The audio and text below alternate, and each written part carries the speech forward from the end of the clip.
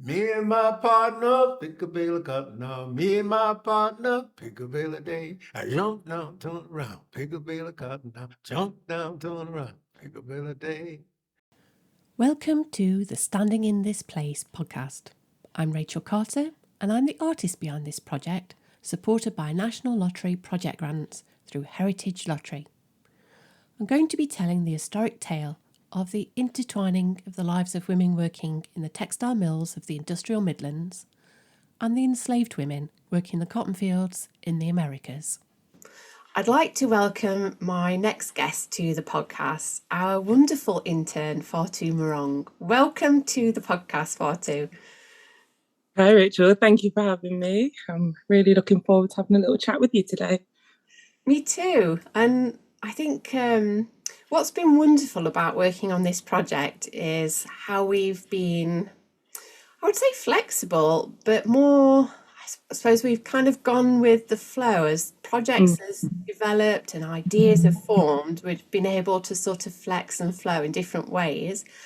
And I first met you through a letter that you'd written, and I couldn't believe that the project that's very East Midlands based had reached all the way to London. But before we delve into that, let's just find out a bit about who you are and what it is that you're doing in London at Goldsmiths University. So tell us a little bit about yourself. Okay, so I'm currently studying for my bachelor's degree in history with a view to go on next year to do a master's degree in Black British history, because the cool thing about Goldsmiths is they are the only university that offers a specific master's program in Black British history. So it's definitely kind of a field that I want to contribute to in my professional kind of capacity. So at Goldsmiths, I'm the vice president of the History Society. I'm a student coordinator for the history department. So that means that I collect student feedback, collate it, and then share it within the department. I'm also a student community leader, which means that I just basically support events hosted by the student success team at Goldsmiths. And yeah, it's quite a nice community there.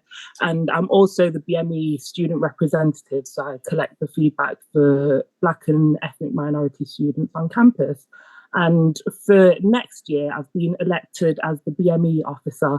So that's kind of just a bit of a continuation of the BME representative, just in a more kind of official capacity. So yeah, I'm really looking forward to completing that alongside my master's degree. And also within the history department, I co-lead an initiative called Black to the Future alongside Selina Carty, who is the founder of the Black Poppy Rose organisation. So with that, we just kind of facilitate student enrichment trips. We're currently doing a Black History on the Move initiative where we went on a bus tour of South London and just kind of had a little history tour of the Black presence that has been there kind of throughout history. So that was really, really interesting. And we'll be going to the Tate as well this Sunday to have a tour of the Black presence within the Tate Museum. So wow. Gosh. Yeah, there's a lot going on. Yeah, I just can't believe that you fit all of that in, along with full-time studying and interning for us. So you're so busy. And I'm also a volunteer at the Migration Museum as well. So I'm helping them with an upcoming project. And I've been kind of supporting them as well since January with the exhibition that they're doing now, which is called Heart of the Nation, which just focuses on the contributions of migrants to the NHS. And yeah, it's an amazing space with some really amazing people. So I feel very blessed to kind of have such a wide berth of kind of influences from the historical field, basically, because I want to be a historian. I want to go and get my PhD. So I just feel very blessed to be around the people that I'm around. And do you think that once your period of study is finished, do you feel like sort of museums is going to be sort of one of the fields of interest, or have you not narrowed that down just yet? Well, I think museums, it's such an integral part of being a historian. I think definitely there'll always be that involvement, but I'm not too sure kind of where my focus is going to lie at this kind of moment in time. I think as I progress more into probably when I get to the PhD level and I'll work out what kind of my specific contribution to history will be, then I think it'll allow me to kind of position myself where I need to be. But I feel like at the moment, with kind of all the different initiatives that I'm involved with, I feel like definitely the realm of public history is where kind of I want to focus on. Because even though a professional historian career is kind of, it's so important, I think now that there's a resurgence in an interest of public history, they're kind of, I think the shift from actually being in within institutions, there's not much of an emphasis on that anymore. I think people are starting to realize that actually the public are the most kind of competent recorders of history. So yeah, it's an interesting time. So I think it was a couple of years ago now that you wrote me a letter when we were sort of right at the beginning stages of our project, and you expressed an interest in helping where you could. So you became our official intern for the project, and you've been such a wonderful help, because the amount of tasks that you have done for us, and offered your services to help and assist some of the elders that we're working with, has just been amazing. And so what was it that first sort of piqued your interest in the project and wanted for you to sort of get involved and to get in touch? Well, it was Veronica who actually made me aware of the project in the beginning, because I've been helping her out with Blue Mountain Women and things like that. So she just kind of let me know what the project was. And because I told her that I was into history, she just kind of said, yeah, like reach out and see what happens, basically. And yeah, I'm very blessed to have Veronica in my life, because she's kind of the reason I'm here. And it's all worked out amazingly, really. Yeah, well, we can you can have a re-listen. So if you've not listened already, do take a listen to Veronica's interview on the podcast, where she talks about her role of founding Blue Mountain Women, being in the Legacy Makers, and being part of this project. And I suppose having that access for a student that's studying history, that's looking at how we engage with people, is very much a part of this project, where we're gathering. I suppose I sometimes use like an analogy of like a sponge, that quite often we sort of absorb all of these different things from academics, from museums, organisations, from the general public, and we sort of then have to bring all that together within a public realm sculpture. But then it's often thinking about then what's next after a sculpture. And I know that our website is just growing and growing as we add more and more things to it. But I suppose that sort of fits quite nicely with the role of what you're doing within your studies as well. So being a historian, I think books can only take you so far. I think you definitely need to be active within your community, because a lot of the contemporary issues that we're dealing with now, a lot of it can be traced back through history. So I think you really need to be tapped in on both sides, because a lot of historians kind of, in the past, there've been a certain demographic, a certain gender, certain nationality. So there's not really been kind of an open discourse about marginalized histories. And the saying goes, history is often written by the winners. And I think that's definitely a legacy that we're dealing with in our society, especially when it comes to Black history, because Black history was removed from the mandatory curriculum by Michael Gove in 2013, I think it was. So it's like that's a whole 10 years that we've kind of missed out on, because if it's not being taught in schools, then it's not really going to be taught kind of anywhere else. And I think especially for working class people, for ethnic minorities, it's like we have such an abundant history with being an integral part of kind of the modern British society.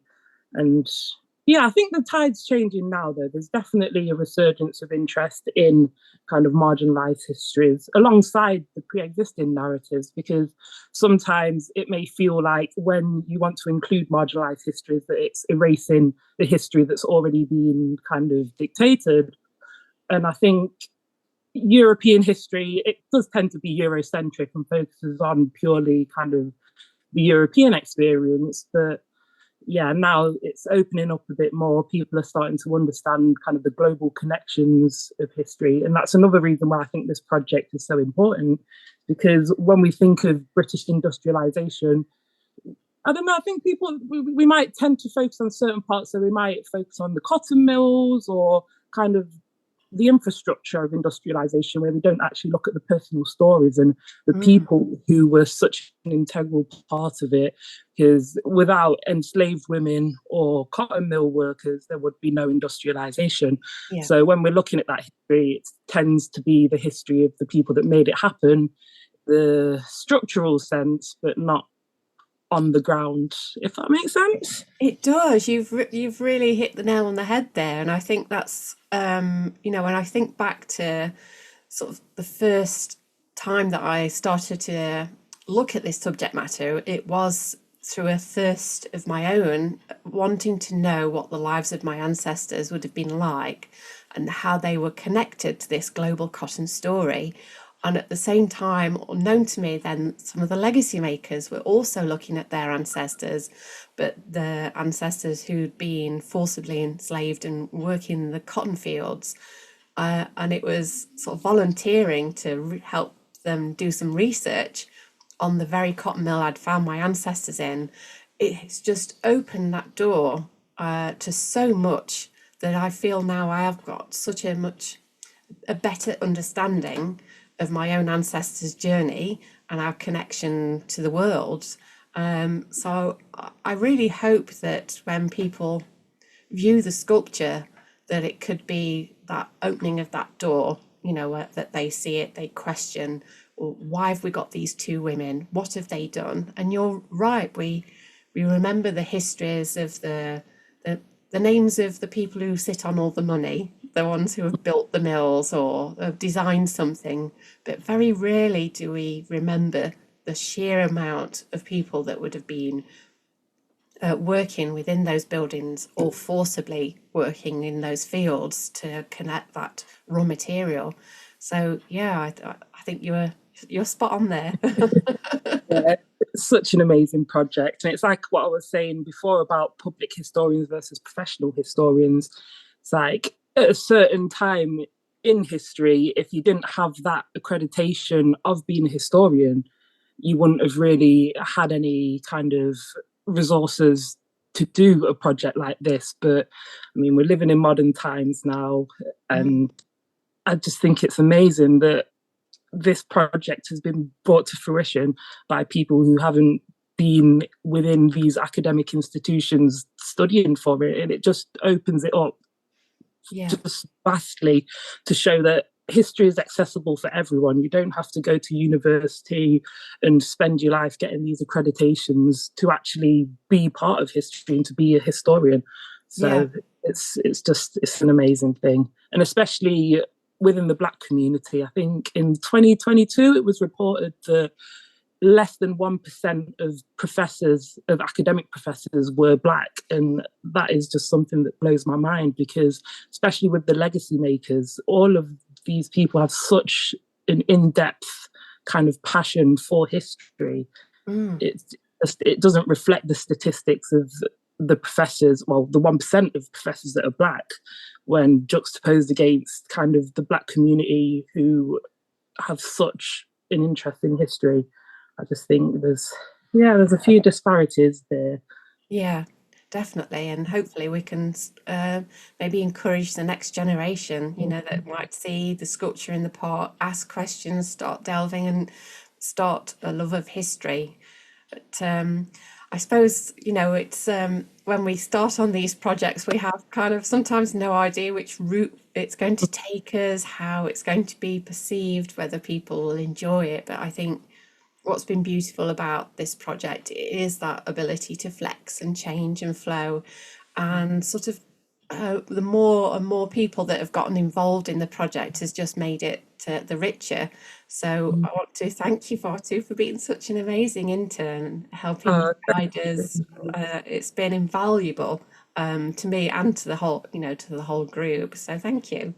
Yeah, and thank you to you too, Rachel. So I don't think people realise the actual amount of work that you've put in. It's like every time we have our recap meetings and you're going through who you've been speaking to, where you've been going, what you've been doing, it just, it boggles my mind sometimes that you can just make it seem so effortless and like we've just kind of, this has just happened, when actually you've been working like literally grafting so hard. I mean, it's just amazing what you've been able to organise. So thank you, definitely. Oh, thank you. That's very kind of you to say so. So, I know that you're studying at Goldsmiths, but is there any sort of resources that our listeners might be able to access? Is there any interesting websites or museums that you might have come across when you've been doing your studies that you think people might want to have a look at? Yeah, most definitely. Well, the first one that comes to mind, of course, is the Migration Museum, as I am a volunteer. But they are currently based in Lewisham Shopping Centre, but they've just been given the go-ahead to upgrade to a new premises in 2027, which will occupy the first 3 floors of a new student development. And there's also the Black Cultural Archives in Brixton, which some people may be very familiar with, some may not, but I think they're the leading organisation in Britain that kind of has an archive to do with Black British history, because there's not that many. And in Nottingham, we are lucky to have Nottingham Black Archive, because, archives typically are not the most diverse place. So it's a good thing to have those. And there's also an organisation called the Black Curriculum, founded by Lavinia Stennett, and they focus on creating curriculums, because as I previously said, Black history is not part of the mandatory curriculum. So they're very much organising kind of curriculums, education plans. They offer advice and things like that. So there's a lot of good online resources as well. There's also another organisation called, I think it's the Young Historians Project. And they're just a collective of young historians who are kind of organising projects to bring light to previously marginalised histories. So like with the Black Civil Rights Movement, because we don't really know a lot about that, they have done some projects that bring light to that. I don't know them off the top of my head, so you'll have to go and research them. Okay. And the final one I would say would be Black Poppy Rose, founded by my friend Selena Carty. And she has been doing that for around 15 years and brings attention to so many different kind of historical conflicts, ranging from the beginning of kind of recorded history. And she focuses on the contributions of Commonwealth soldiers, of ethnic minorities who have been integral in a lot of global conflicts, but they don't necessarily get the recognition they deserve. Wow. Yeah. Well, that's some amazing resources there. So please do go check them out, delve into these histories, take a look at the archives, and I can't wait to see the new museum space. So I just want to thank you once again, Fatou, for being such an amazing guest on the podcast. So thank you for listening to the Standing in This Place podcast, and do join us again for another episode soon. Me and my partner pick a bale of cotton now. Me and my partner pick a bale a day. I jump down, turn around, pick a bale of cotton now. Jump down, turn around, pick a bale a day.